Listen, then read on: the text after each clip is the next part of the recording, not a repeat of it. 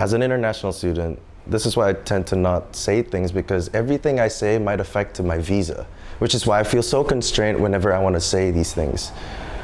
But I can't help but be real, because this is the life of an international student.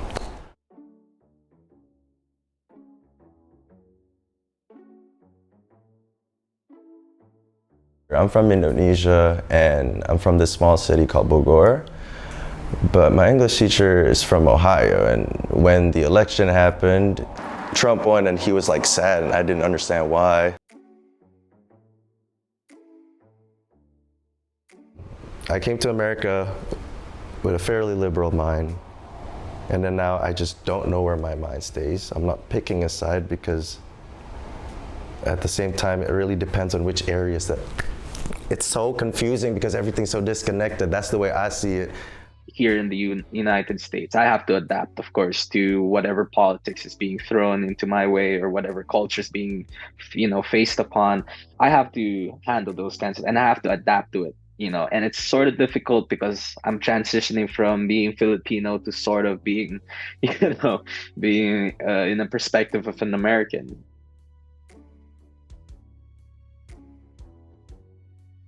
We sort of look up to American politics sometimes. Not all the time, obviously, but we look up to like American politics sometimes, and when I have conversations with my aunts, they'd be like, "I wish Philippines were like this."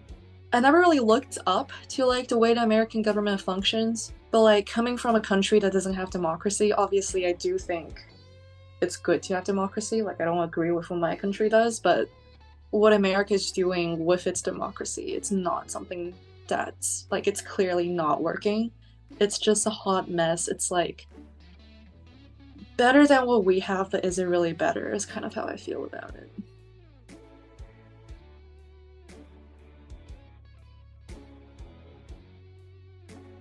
I think since around 14, 15 years old, I've been incredibly like politically active, at least online. I've learned a lot of things, and one of like the US's biggest exports is media.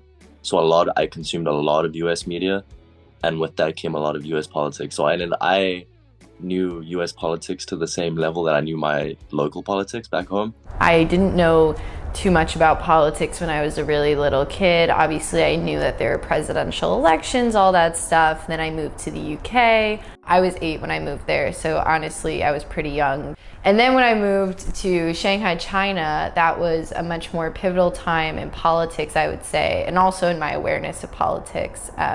So this was during 2018. So I lived in Shanghai from 2018 to 2020.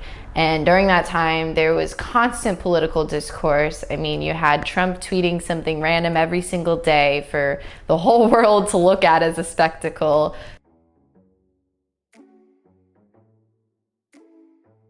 Once Trump was elected, it was just all over social media. Like America just became this like laughingstock, at least online, for China, because he was just such a character, and it was just not what people was used to. So people's impression of America definitely, at least in China, has been very much downhill ever since Trump was elected. Everyone got more involved, I guess, in US politics because Trump kind of made it more like a TV show. It was kind of like entertainment to watch. It's very entertaining for sure, because it's everywhere in the media. People make memes out of it.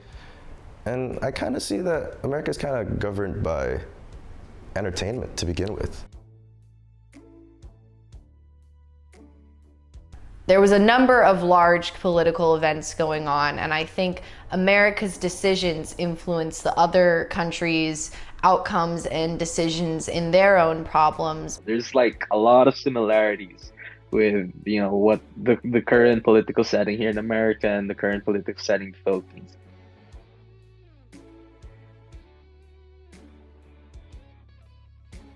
It definitely affected my family in the sense that we were in the process of applying for a green card, and Trump being like elected directly impacted us in the sense that I don't know exactly what happened, but he changed something about how green card application works. So we were pushed back we were like a year away from getting it, but we were pushed back like 6 years.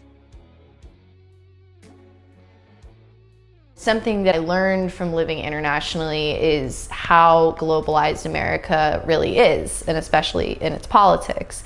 A lot of the terms that the US politics kind of like plays by, and a lot of the rhetoric around it kind of gets exported overseas. So a lot of people tend to think in that vein. So yeah, it's like, I think it has a pretty big influence on other countries' politics. Also because just like the US is a pretty large global influencer. The reason why we're like this isn't because of American politics. No, I'm just saying American politics has a lot of similarities with Philippine politics in a sense where, politics at the moment divides us rather than unites us to promoting change. And rather than, uniting with our countrymen, with our fellow countrymen, we're told to pick a side.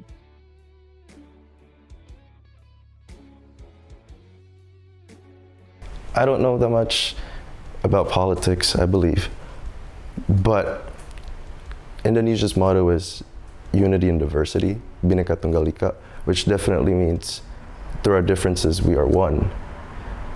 But when it comes to America, everyone's of different sides. That's actually one area that the US does really well at, like making sure people stay divided so that you can't come together on big issues, because that's the only power that the common person has.